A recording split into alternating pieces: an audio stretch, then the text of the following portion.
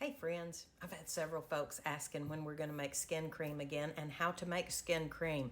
So I've got a couple hours this afternoon. Let's get to this.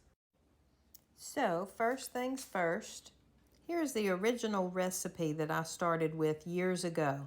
Now y'all will notice I'm going to be using different ingredients and some different measurements, but this is the basic recipe. If you can make this one work, then you can play around with your ingredients as well.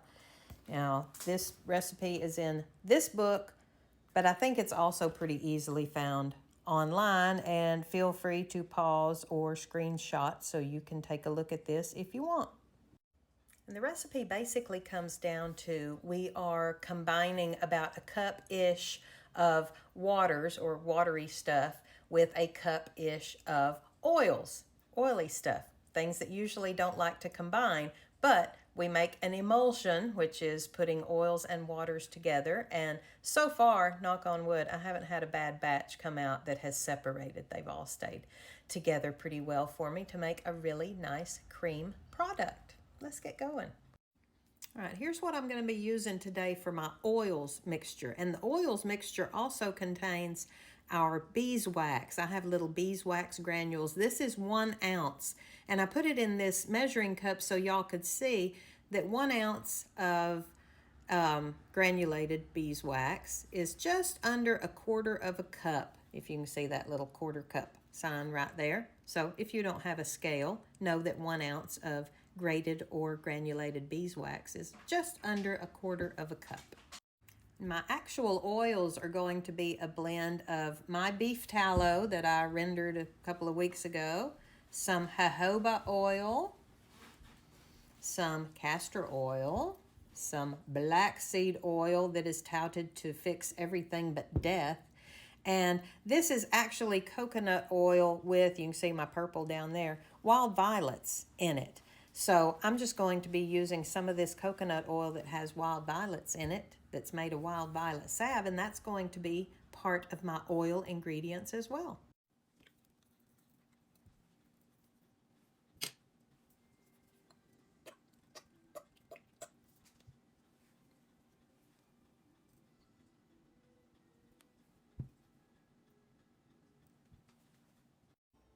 And because I am a science nerd, I have some laboratory glass that can actually be heated directly with a flame that I'm going to melt my oils and my beeswax in.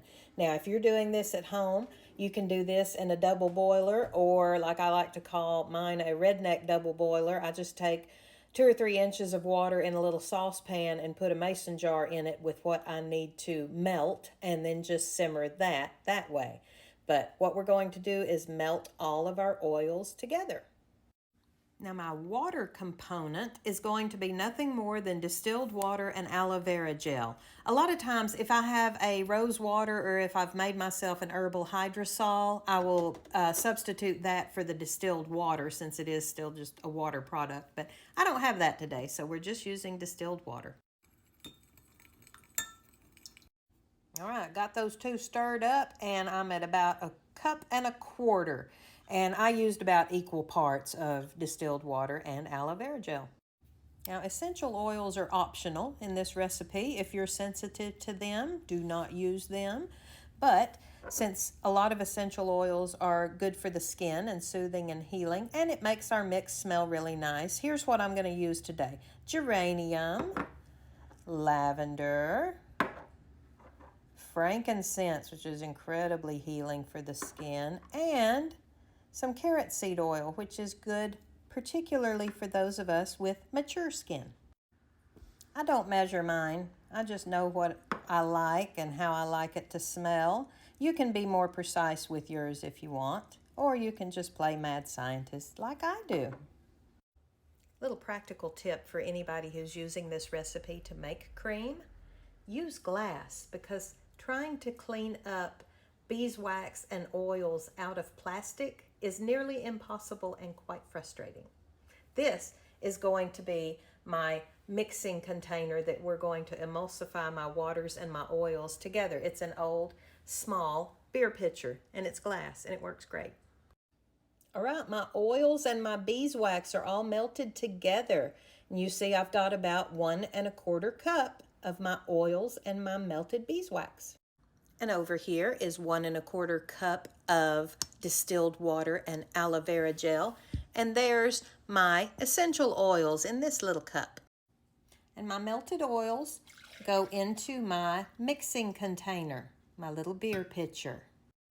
And this is a little part of the recipe that can be a bit confusing because we just went to all of that trouble to melt our oils and our beeswax together. Now we need to sit and wait for them to re-solidify after they have melted. We want them solid, but not like rock hard solid. So we're going to let this just sit on the counter at room temperature for probably an hour or so, and we're going to come back and get to this. If I didn't have that kind of time to waste, I would be putting this either outside where it's cool or in the refrigerator, but you got to keep an eye on it because you don't want it to get too hard. Alrighty, we're back. It's been about an hour or so. Here's what our oils look like. They have re-solidified. So we don't necessarily want this super duper solid because we're going to be blending it up. So see there? It's really easy for me to stick my little chopstick down in there, and you see we still got a little bit of liquid down in there. But that's going to be okay. And the final tool I'm going to need to make our cream, my immersion blender. Can I use a regular blender? Yes, you can, and I have done that before. But my blender has a plastic pitcher, not a glass one. And remember what I said about trying to clean this stuff up out of plastic instead of glass? That's why I'm using this. I'm going to blend my semi-solid oils up just a little bit.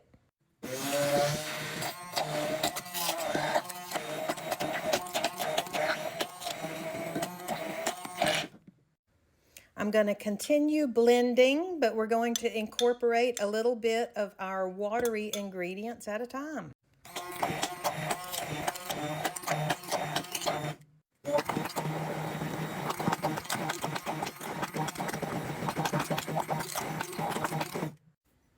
And our last thing to incorporate are our essential oils. One more blending. And lo and behold, we have emulsified our watery ingredients with our oily ingredients, and we've come up with a cream. It's very nice and smooth. Looky there. Now this is a really rich cream. You can tell from all the ingredients. Definitely not for someone with, say, oily skin to use on their face, but for those of us with mature skin, this is really wonderful. All right, I'm happy with the way this one turned out. I'm going to find some jars to put this in.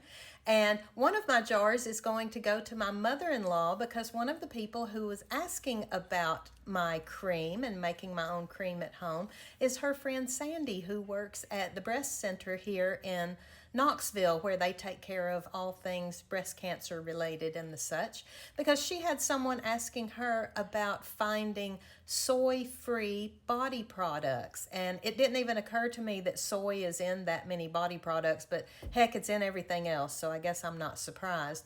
But some of the ladies with a particular estrogen something or other breast cancer are trying to eliminate soy from their lifestyle. And so here's one way that you can at least be in control and you know what's in your body and face cream is we always know what's in it if we make it ourselves. So I'm going to be sending a little sample to Sandy via my mother-in-law. And the other person that I've tagged here, one of the other people I've tagged here is Sherry, who got some of my face and body cream back at Christmas time. Sherry, the only big difference here is the aroma. I made the one for wintertime or Christmas with pine, peppermint, and eucalyptus oil to give it that crisp, cool scent and feel. So anyway, I'm going to go find some jars to put this in, and I hope y'all have enjoyed. And if anybody makes their own face and body cream, you know, y'all chime in. Let me know what y'all are using and how you like to make yours. Y'all have a good day.